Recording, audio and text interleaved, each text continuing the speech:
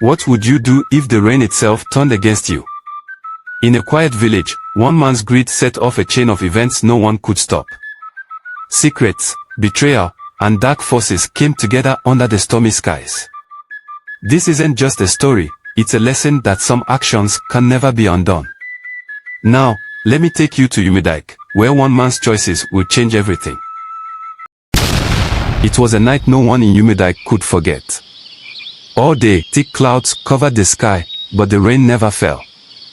The air felt strange, heavy, like something was about to happen. Everyone in the village sensed it, but no one knew what. Chokuma, the richest man in the village, was having a big celebration at his house.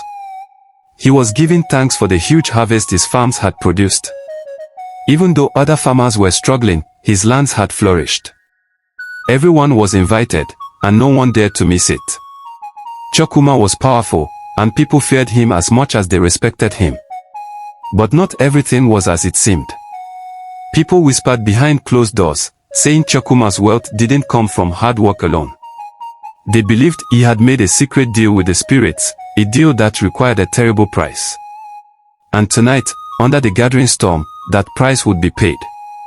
As darkness fell, the skies opened up, and rain began to pour down heavily. At first, the villagers were happy, the land had been dry for months, and they needed the rain. But as the storm grew stronger, the rain began to feel wrong. It was cold, sharp, and carried an energy that sent chills down their spines. Children cried, and the elders muttered prayers, sensing that something bad was coming. Inside Chokuma's grand house, the feast was lively. People laughed, ate, and drank, but the joy felt fake. There was tension in the air, like everyone was waiting for something to go wrong. Nkem, Chokuma's wife, sat quietly in the corner. Her face showed sadness, though no one knew why. She, however, knew the truth. She knew what her husband had done and the price he would soon pay. Suddenly, the doors of the hall crashed open with a loud bang. Standing in the doorway, drenched in rain, was Onwubiko, Chokuma's former business partner. Years ago, they had worked together and built their wealth side by side. But greed had come between them, and Onwubiko had disappeared. People thought he was dead. But he wasn't dead. He had returned, and he was different. His face was pale, and his eyes burned with anger, and something more, something not human. "You thought you could deceive me, Chokuma," Onwubiko said in a cold voice that made everyone shiver. "You thought you could steal everything and leave me to die." Chokuma stood frozen, his heart pounding in his chest. He had feared this day for years, and now it had come. "You made a pact," Onwubiko continued, stepping into the hall. "But you didn't keep your word. The spirits demand balance, and tonight they will have it." The rain outside grew heavier, and the wind howled louder. The lights in the hall flickered, then went out, plunging the room into darkness. Panic broke out as people screamed and tried to escape, but the doors wouldn't open. It was as if the storm had sealed them inside. Nkem found herself face to face with Onwubiko. She could see in his eyes that he was no longer fully human. The spirits had taken over, and now they were here to claim what was owed. "Please," she begged, her voice trembling. "Spare him. Spare our family." Onwubiko smiled, but it was a cruel, bitter smile. He made his choice.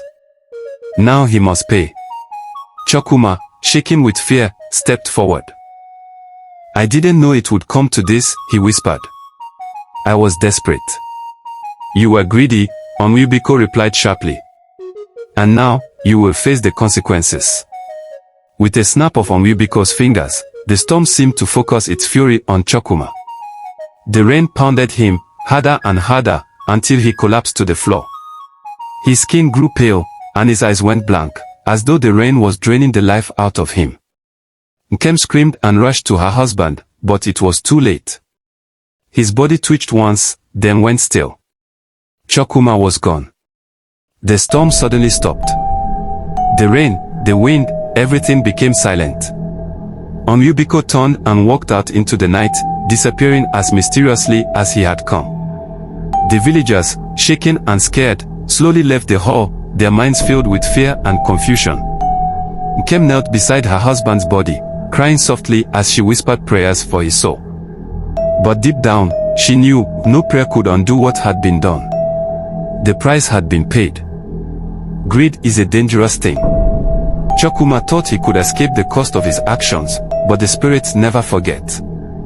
In the end, his wealth couldn't save him. Remember, some deals are never worth making. What you take may come back to take from you.